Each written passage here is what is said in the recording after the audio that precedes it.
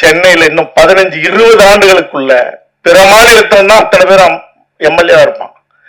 தமிழ்நாட்டில் திருப்பூர், ஈரோடு எல்லா இடத்துலயும் சரி, நீங்க எங்க போனாலும் இனி தமிழ்நாட்டின் வெற்றியை தீர்மானித்து அமைச்சர்கள் மட்டுமல்ல, சட்டமன்ற உறுப்பினர்கள் மட்டும் இல்ல, ஆளுநர் மட்டும் அது ஏற்கனவே அப்படிதான். ஆக ஆள்பவர்களே இன்னும் கூடிய சீக்கிரம் அதிகபட்சம் நம்ம பார்த்துட்டு சாவலாம் சந்தோஷமா.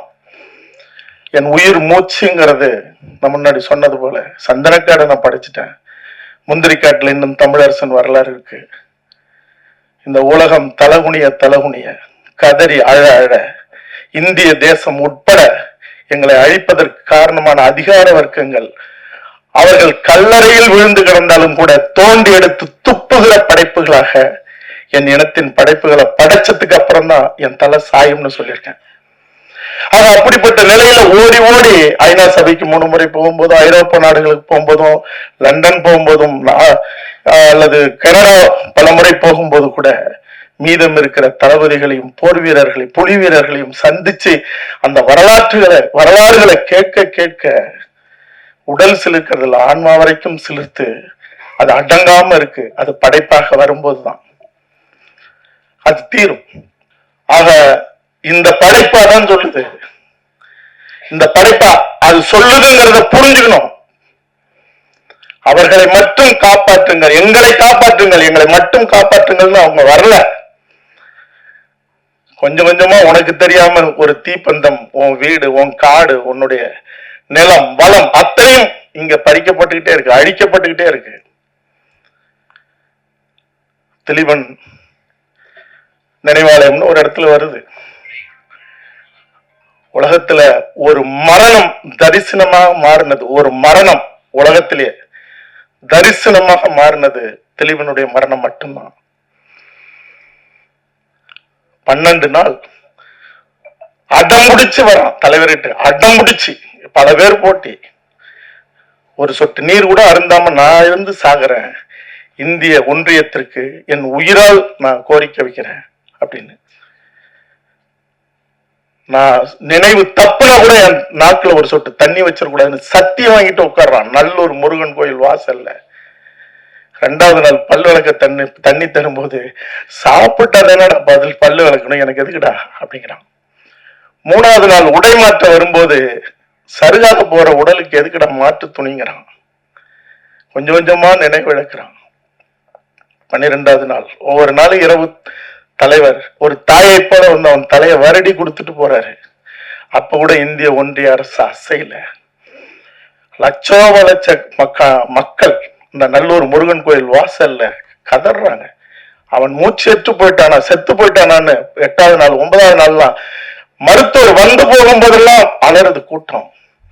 மருத்துவர் திரும்பி நின்று பயமில்ல, இறப்பு நிகழல, சாகலன்னு சொல்லும் போதுதான் ஆசுவாசப்பட்டிருக்கு. இரவு பகல்னு இப்படி கடந்து 12வது நாள் எந்த அசைவும் இல்லாத சருகா கிடக்கிற அந்த திலீபனை மருத்துவர் வந்து பார்க்கிறாரு. மறுபடியும் மக்கள் அந்த நெஞ்ச அடிப்பு, கதறத்துக்கான முந்தைய நிலை, முருகனையும் அவனையும் வேண்டி அப்படி தகிப்போட நிக்கிற அந்த நொடிகள் வந்து கையை பிடிச்சு பார்க்கிறாரு. மக்கள் கத்துறதுக்கு தயாராகிறாங்க. ஆனால் அந்த மருத்துவர் வச்சுட்டு தலைவழியா அப்படி வந்து திலீபனுடைய காலை தொட்டு ஒரு மருத்துவன் கும்பிடுறான். நல்லூர் முருகனோடு சேர்ந்து அலறுது லட்சக்கணக்கான அந்த மக்கள். ஒரு மரணத்தை ஒரு மருத்துவன் அவனை காலை தொட்டு வணங்கி அறிவிச்ச ஒரே மரணம், ஒரு தரிசனம், அது திலீபன் அந்த பச்சை படுகொலையா தான் இருக்கும். அது வெறும் மரணம் இல்லை. லண்டன்ல நான் பார்த்திருக்கேன். ஒரு வீட்டுல தங்கி இருக்கும் போது ஒருத்தன் ஆங்கிலமே பேச மாட்டான், ஒரு பையன். அவங்க அப்பா என்னை கூப்பிட்டு அறிமுகப்படுத்துறாரு. அவன் ஒரு ஒரு நெளிந்த புன்னகையோட அப்படின்ட்டு போயிட்டான். இதனால அங்க வாடான்னு கூப்பிடுறாரு. எத்தனை நேரத்துல நெகிழ்வான சம்பவங்கள் அது வேற. அவன் சொல்றான், தேவையில்லாத சண்டைப்பட்டு ஒரு இனத்தை அழிச்சுட்டீங்கிறான். உங்களுக்குலாம் எதுக்கு சண்டை? திரும்பவும் அழிக்க போறீங்களா? தமிழிடமான ஒண்ணு வேணா வேலையை பாருங்கிறான். அங்க பார்த்தது அதே இடத்துல அந்த கஞ்சி குடிக்கிறது என்ன உப்பு இல்லாத கஞ்சின்னு அவன் விளையாட போனான்ல. இந்த நிலை உலகம் முழுக்க இருக்குது. இயக்குனர் வானா கௌதமன் அவர்களை சிறு வார்த்தைகள் இந்த படத்தை பற்றி அல்லதுங்கிற முயற்சியை பற்றி பேசுமாறு கேட்டுக்கொள்கின்றோம்.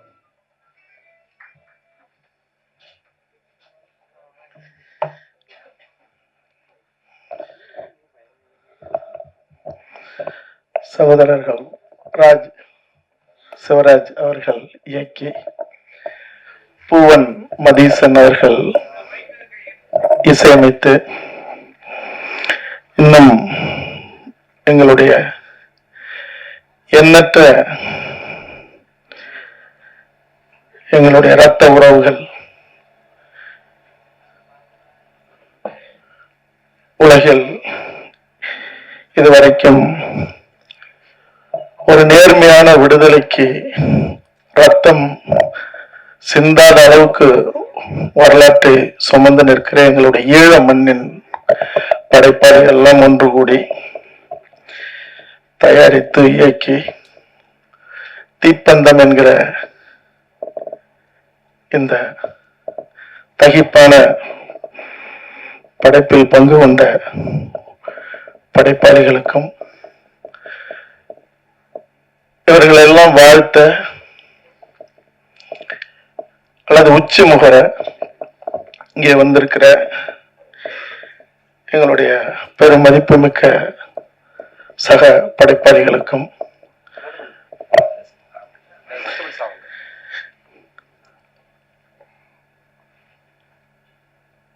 நம்மளுடைய ஈழ மண்ணிலிருந்து வந்திருக்கிற இந்த படைப்பெல்லாம் பார்த்து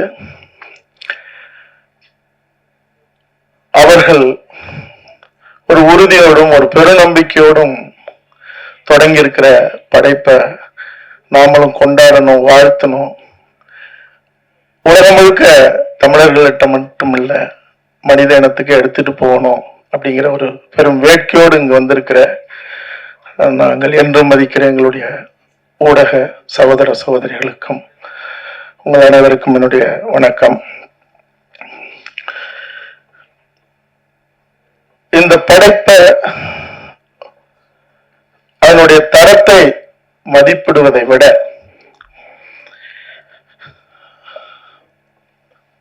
அவர்களுடைய பேரிழப்ப,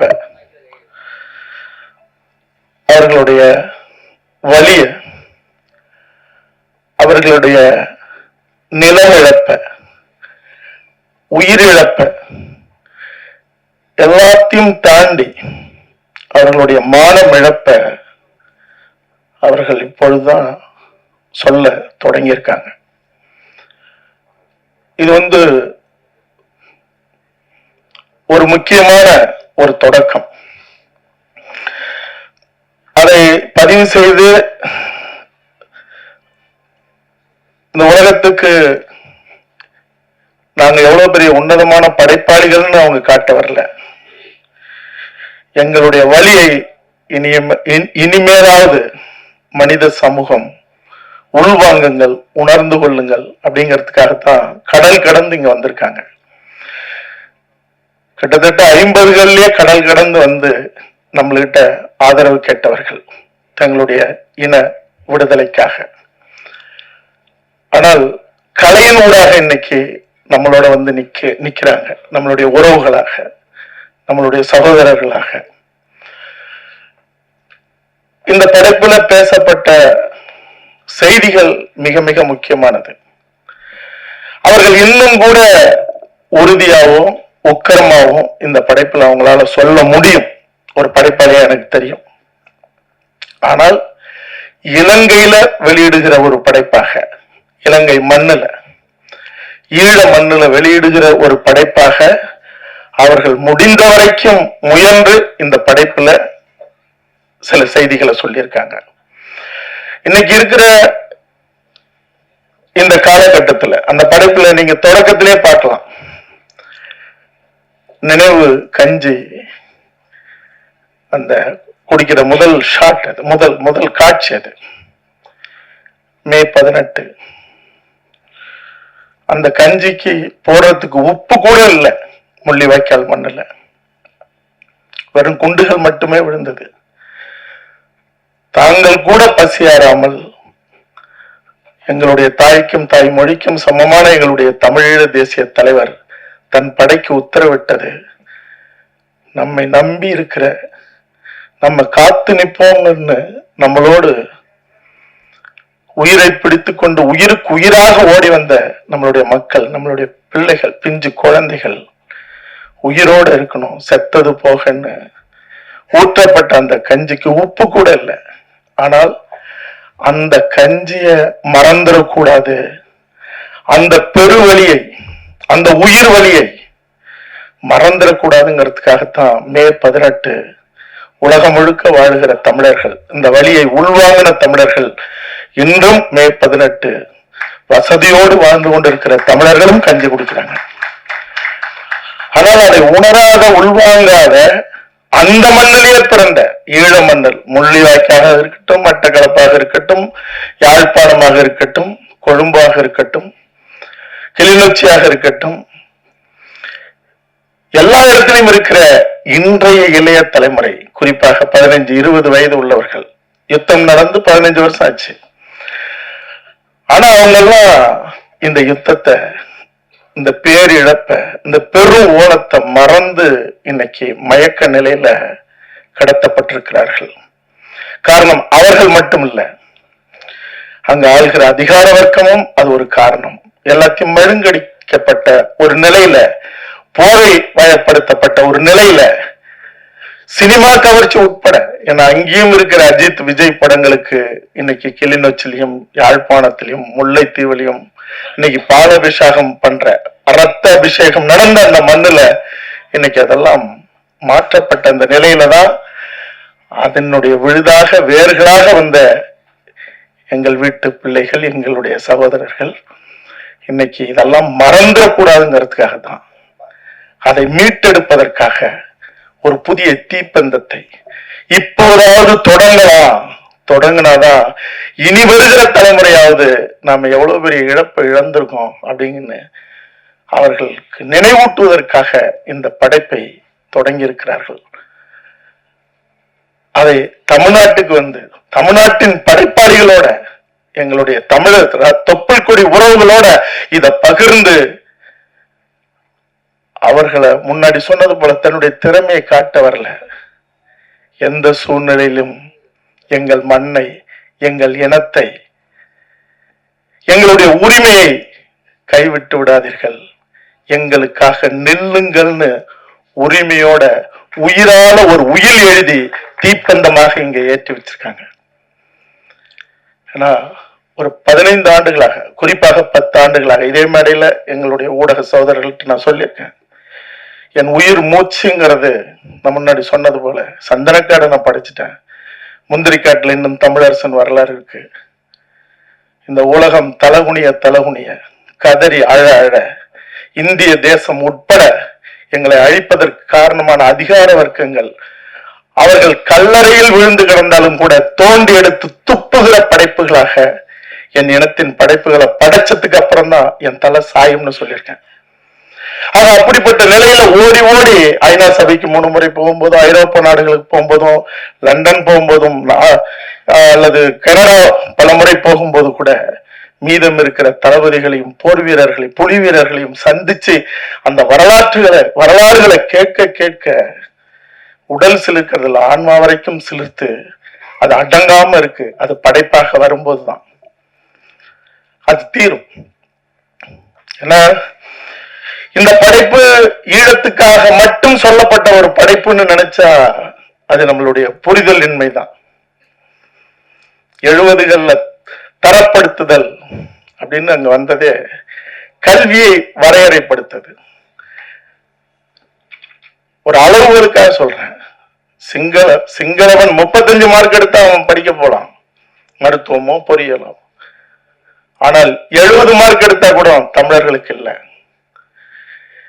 அதுல சொல்லப்படுற அந்த குறியீடுங்கிறது இங்க இருக்கிற நீட்டுக்கு சமமானது. அதனாலதான் நீட்டுக்கு அனிதா வீட்டுல இருந்து எல்லா இடத்திலும் உக்கரமாக நின்று தமிழினம் போராடிச்சு. அதே நிலைதான் இங்கேயும். உங்களுக்கு கல்வி உரிமை மறுக்கப்பட்டால் வேலை உரிமை மறுக்கப்படும். கல்வியும் வேலையும் இல்லைன்னா வாழ்வியல் உரிமை உங்களுக்கு இல்லை. உங்க நிலமும் உங்களுக்கு இல்லை. உங்களுடைய கலை, கலாச்சாரம், பண்பாடு, வரலாறு, வரைபடம் அத்தனையும் அழிக்கப்படும். அதுதான் நடந்தது. அதுதான் யாழ் நூலக எரிப்பு. அறிவை மறைப்பதென்பது, அறிவை மறுப்பதென்பது, அறிவை இல்லாமல் செய்வது, ஒரு இனத்தை அழிப்பதற்காக முற்றும் முழுதாக அழிக்கணும்னு முடிவெடுத்துட்ட ஒரு அதிகார வர்க்கம் செய்யற வேலை அவனுடைய கலையும் பண்பாட்டையும் அவனுடைய அறிவு திரட்டையும் அழிக்கிறது தான். அதான் நடந்தது. இங்கேயும் நடக்குது. வள்ளுவனை மறைக்கிறதுல இருந்து, வள்ளலாரை மறைக்கிறதுல இருந்து, மருத்துவ படிப்பு, கல்வி எல்லாம் மறுக்கப்படுறதும் ஒதுக்கப்படுறதும். இன்னைக்கு போங்க, ராஜீவ்காந்தி அரசு மருத்துவமனைக்கு போங்க, ஒரு அரசு பல் மருத்துவமனைக்கு போங்க, 70% வெள்ளை வெள்ளையாக இந்த மொழி தெரியாத மாணவர்கள் அங்க குமிஞ்சு நிக்கிறான். இன்னைக்கு வேகமாக 30% பிற மாநிலத்தவர்கள் உள்ள வந்துட்டான். எந்த மாநிலத்திலையும், சில மாநிலத்துக்குள்ள இப்ப மணிப்பூர்ல ஏன் சண்டை நடக்குது?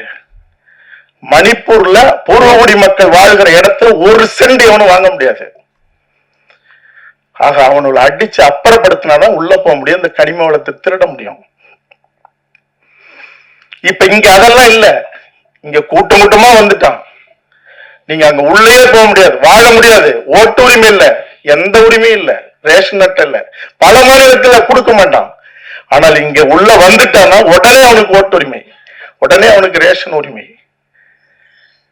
சென்னையில இன்னும் 15-20 ஆண்டுகளுக்குள்ள பிற மாநிலத்துல தான் அத்தனை பேர் எம்எல்ஏ இருப்பான்.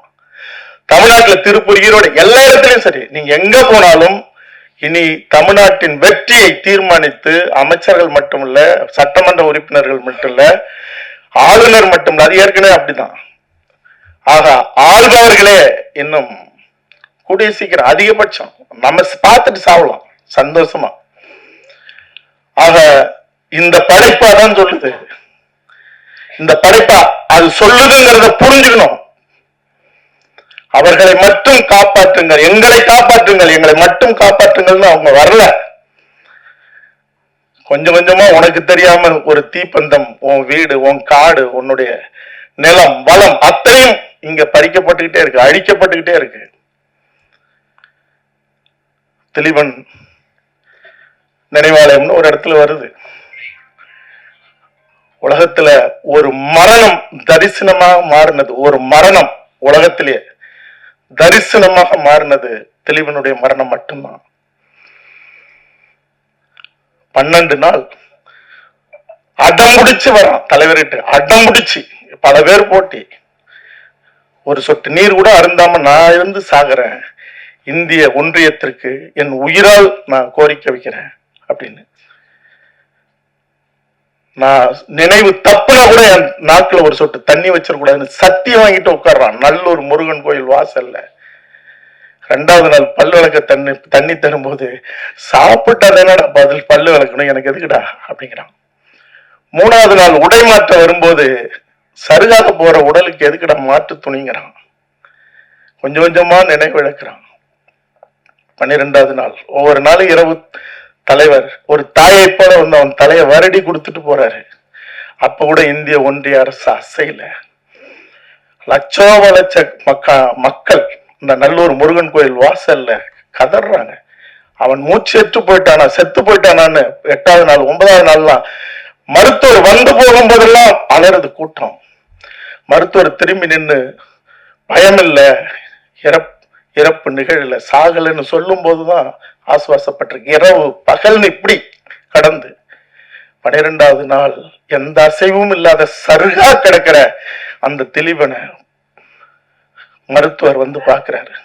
மறுபடியும் மக்கள் அந்த நெஞ்ச அடிப்பு, கதறத்துக்கான முந்தைய நிலை, முருகனையும் அவனையும் வேண்டி அப்படி தகிப்போட நிக்கிற அந்த நொடிகள் வந்து கையை பிடிச்சு பார்க்கிறாரு.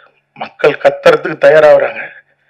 ஆனால் அந்த மருத்துவர் வச்சுட்டு தலைவலியா அப்படி வந்து திலீபனுடைய காலை தொட்டு ஒரு மருத்துவன் கும்பிடுறான். நல்லூர் முருகனோடு சேர்ந்து அலறுது லட்சக்கணக்கான அந்த மக்கள். ஒரு மரணத்தை ஒரு மருத்துவன் அவனை காலை தொட்டு வணங்கி அறிவிச்ச ஒரே மரணம், ஒரு தரிசனம்.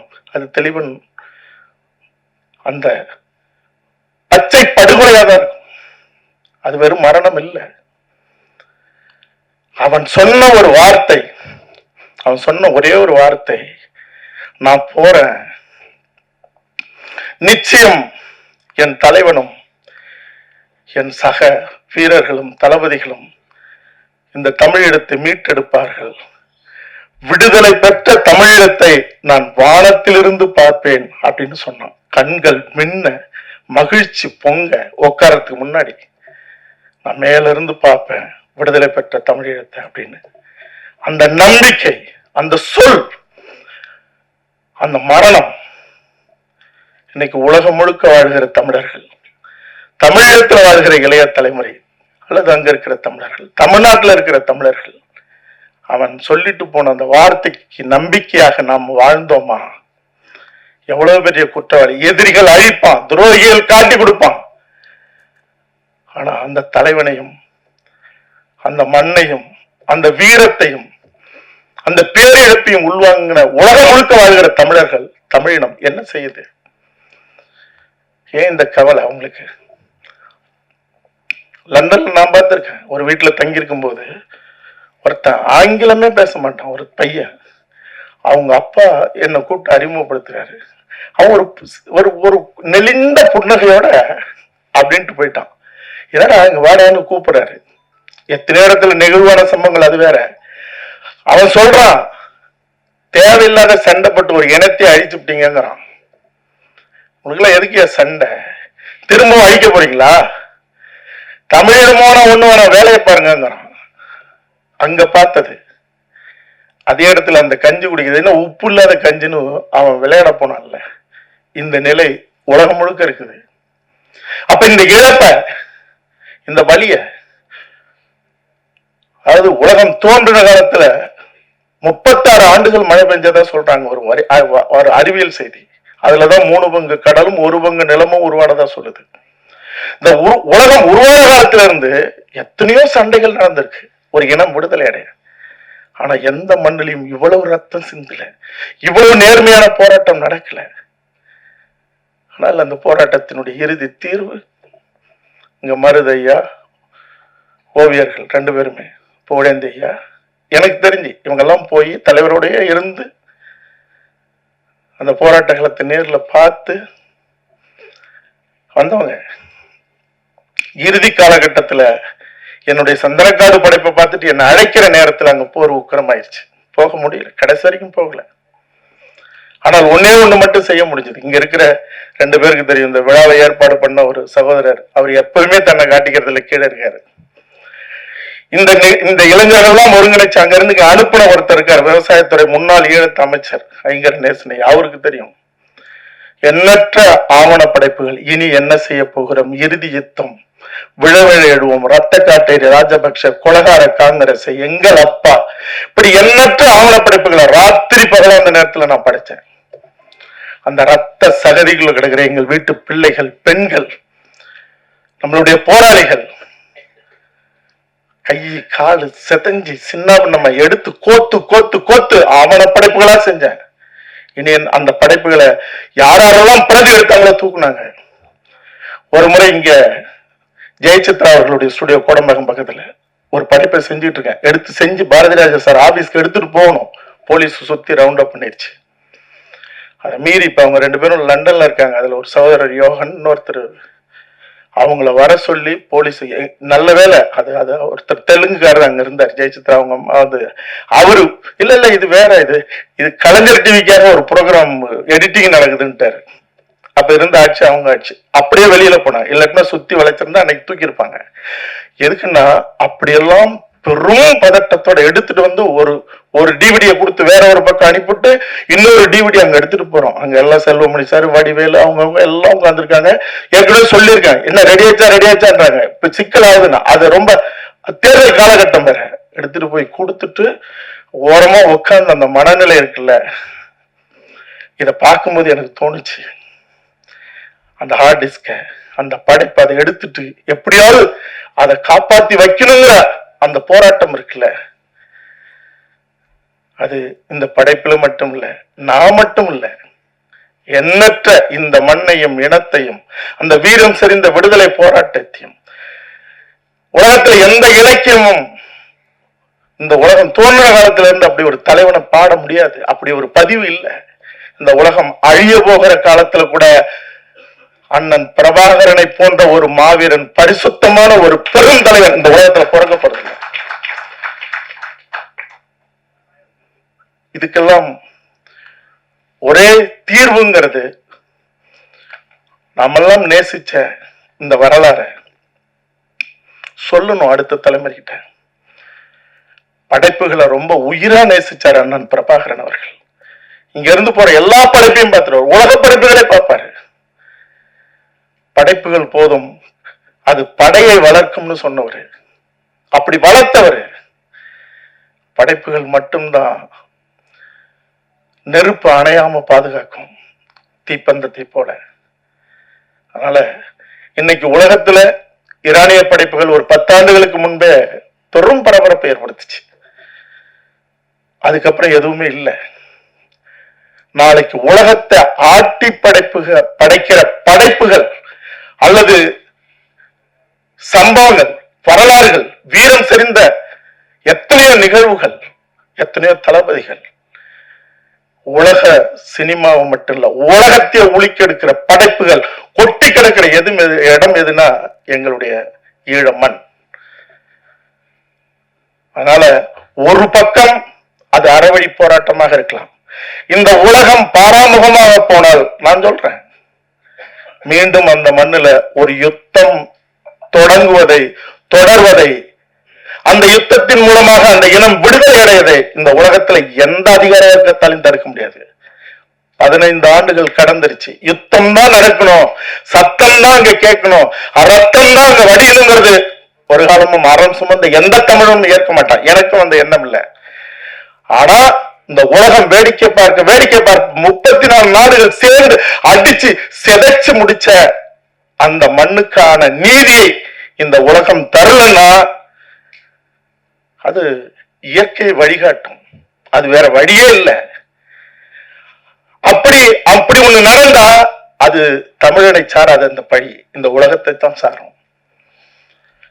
அது ஒரு பக்கம்னா, இன்னொரு பக்கம் படைப்புகள், கலையின் மூலமாக எந்த இரும்பு கதவையும் அடிச்சு உடைச்சு உருக்கி சாம்பலாக்கி கொண்டு போய் நிறுத்துற அல்லது அதுக்கான தீர்வை தருகிற இன்னொரு களம் எதுனா அது படைப்பு களம். அது கவிதையா இருக்கலாம், காட்சியா இருக்கலாம், திரைப்படமாக இருக்கலாம். ஆக இப்படி ஒரு தீப்பந்தத்தை ஏந்தி தொடங்கி வச்சிருக்கிற என்னுடைய இரத்த சொந்தங்கள், என்னுடைய சகோதரர்களுக்கு அத்தனை பேருக்கும் என்னுடைய மனம் நெகிழ்ந்த நன்றிகளையும் வாழ்த்துக்களையும் சொல்லி இணைஞ்சு நிற்போம். எல்லாத்திலையும் வாழ்த்துக்கள். நன்றி, வணக்கம்.